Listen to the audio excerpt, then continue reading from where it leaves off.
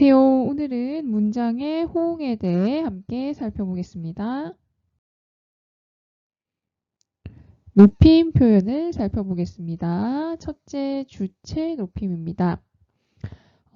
주체 높임이란 서술어가 나타나는 행위의 주체인 주어를 높이는 것을 말합니다. 다시 반복합니다. 주체 높임이란 문장의 주어를 높이는 것인데요. 주체 높임을 실현하는 방법은 아래 세 가지 방법이 있습니다. 첫 번째, 용언. 용언 기억나시나요? 네, 맞습니다. 동사와 형용사죠. 동사나 형용사의 어간에 선어말 어미 시를 결합하는 것입니다. 두 번째, 주격조사 이가 대신에 깨서를 사용하는 방법이 있습니다. 다음 세 번째, 높임의 의미를 지닌 특수한 어휘를 사용하는 방법이 있습니다. 아래 사례를 함께 보겠습니다. 할아버지께서 말씀을 하신다. 주체 높임이 잘 드러나 있는 문장인데요. 이 문장에서 높임의 대상 누구인지 보이시나요? 네, 맞습니다. 주어인 할아버지죠. 할아버지는 나이로 봤을 때 우리가 높여야 될 대상에 해당합니다. 자, 그럼 이것을 표현하기 위해 사용된 것들을 살펴보겠습니다. 첫 번째, 주격조사입니다. 주격조사 이가 대신에 할아버지 가라고 표현하는 대신에 할아버지께서라고 잘 사용을 했고요. 두 번째, 특수한 어휘입니다. 말을 높이는 특수한 어휘인 말씀을 사용해서 할아버지를 높이고 있고요. 세 번째는 선어말 어미 시입니다. 하신다의 이제 본래 형태는 하다였지요. 근데 하다에 시를 넣어서 하신다가 되어 주체 높임을 표현하고 있습니다. 자, 이렇게 주체 높임을 사용하는 방법을 함께 알아보았습니다. 주체 높임의 특수한 어휘 같이 살펴보겠습니다. 여기에 나와 있는 8개의 단어는 예산말과 거기에 대응하는 높임말을 잘 알아두길 바랍니다. 자, 먼저 예산말 있다입니다. 있다의 높임말은 계시다이고요. 두 번째, 잠을 자다의 높임말은 주무시다입니다.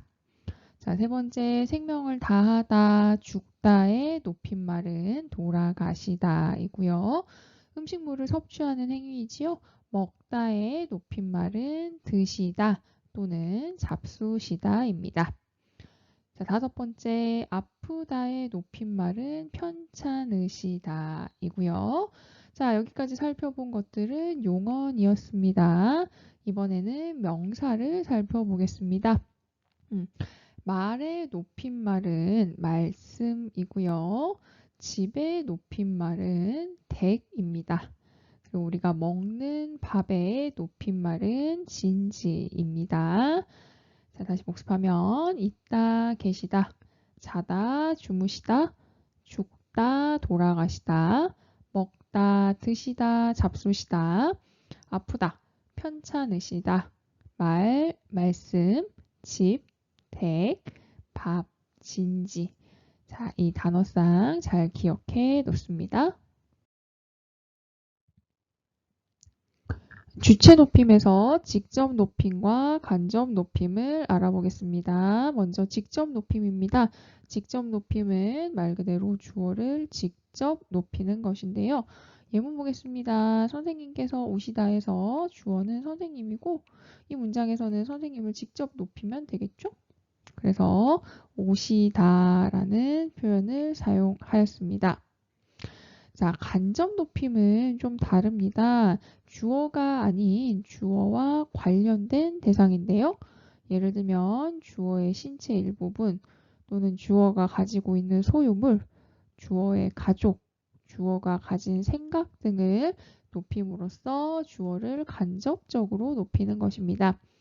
예문을 보면 할머니께서는 걱정거리가 있으시다에서 있다에 해당하는 주어는 사실 할머니가 아니라 걱정거리지요. 그래서 걱정거리는 생각이지만 할머니가 하고 있는 생각이기 때문에 높임의 표현을 사용해서 할머니는 걱정거리가 있다가 아니라 있으시다로 표현을 하는 것입니다. 다만 여기에서는 이제 특수한 어휘 계시다는 사용할 수가 없습니다. 다음 객체 높임을 보겠습니다. 객체 높임은 서술어의 객체인 목적어나 부사어를 높이는 것입니다. 가장 중요한 포인트입니다. 객체 높임은 목적어나 부사어를 높이는 것인데요. 자, 객체 높임을 실현하는 방법은 다음과 같은 것이 있습니다. 첫 번째, 대상인 부사어의 높임을 나타내는 부사격 조사 깨를 사용합니다. 그러니까 원래는 에게를 사용하는 자리에 깨를 사용하고요.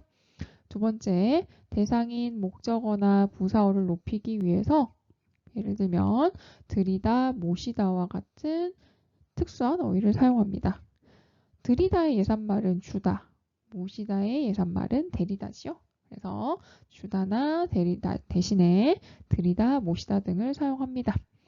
자, 그러면 예문 보겠습니다. 나는 할머니께 선물을 드렸다. 이 문장에서 우리가 높여야 하는 대상은 나인가요? 할머니인가요? 네, 그렇죠. 할머니죠. 그럼 이 할머니는 이 문장의 부사어입니다. 부사어를 높이고 있는 문장이므로 객체 높임을 사용한다고 보면 됩니다. 자, 그러면 객체 높임이 구체적으로 실현된 내용을 보겠습니다. 첫 번째, 할머니에게가 아니라 할머니께로 부사격 조사 깨를 사용하였습니다. 두 번째, 무언가 건네는 행위. 우리는 이제 보통 친구에게는 선물을 주다라고 이야기하는데요. 근데 이제 선물을 주는 행위가 이제 할머니를 향한 것이기 때문에 주다가 아니라 특수한 어휘 들이다를 사용하였습니다. 그래서 이 두 가지 방법을 통해 객체 높임을 잘 표현하였습니다. 세 번째 상대 높임입니다. 상대 높임은 말하는 이가 듣는 상대방을 높이거나 낮추는 것으로 문장에서의 주어, 주어, 목적어, 부사어를 보는 것이 아니라 그 문장을 듣고 있는 청자, 상대방에 초점을 맞춘 것입니다. 상대 높임은 종결 표현, 그러니까 문장의 이제 서술어 부분에서 나타나고요. 크게 격식체와 비격식체로 나뉩니다. 먼저 격식체는 이 단어에서 알 수 있듯 격식을 갖추어 말해야 하는 자리에서 사용하는 것입니다. 공적인 상황에서 사용하며 종결 어미로 실현합니다. 비격식체는 편안하게 말하는 자리에서 사용하고요. 종결 어미 또는 보조사 요에 의해 실현이 됩니다. 자, 그러면 상대 높임의 종결 방법 보도록 하겠습니다. 먼저 격식체는 크게 네 단계로 나뉘는데요. 아주 높임인 하십시오체는 비읍니다, 비읍니까, 비읍시오. 그 다음 예사 높임 하오체는 선생님 이제부터는 하를 넣겠습니다. 하오, 하소, 합시다 로 표현이 되고 예사 낮춤 하계체는 하게, 하거나, 하네 등으로 표현이 됩니다. 자, 그리고 헤라체는 하다, 하니, 헤라로 표현이 되죠. 자, 다음 비격식체입니다. 두 개의 부류로 나뉘는데요. 먼저 첫 번째 두루 높이는 해요체는 해요 또는 하지요 등으로 표현이 되고요. 이제 두루 낮추는 해체 요를 뗐습니다.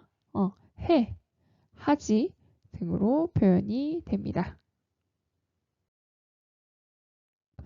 다음 이번엔 시제 표현을 보겠습니다.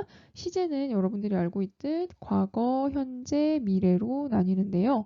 과거 시제는 이 내가 말하고자 하는 사건이 지금 내가 말하는 시점, 발화시보다 그 이전에 일어난 것입니다. 그래서 과거 시제를 표현할 때는 과거 시제 선어 말음이 at, 또는 at, 등을 사용하거나 선어말 어미 더를 사용해서 회상한 내용을 표현합니다. 또 관형사형 어미 은 또는 니은을 사용하고요. 과거 시간을 나타내는 부사 어제나 이미 등도 사용할 수 있습니다. 다음 현재 시제입니다. 말하고자 하는 사건이 말하는 시점에 일어난 것으로 실험 방법은 다음과 같습니다. 첫째, 동사의 경우 현재 시제 선어말 어미 니은 또는 는으로 실현합니다.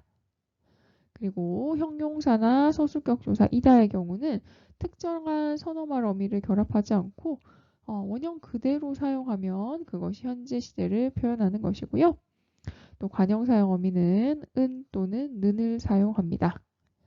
현재 시간을 나타내는 부사 지금 또는 오늘을 사용할 수도 있습니다. 미래 시제입니다. 말하고자 하는 사건이 말하는 시점 이후에 일어나는 것인데요. 실현 방법은 첫째, 미래 시제 선어말 어미 get을 사용하거나 관형사형 어미 을을 사용합니다.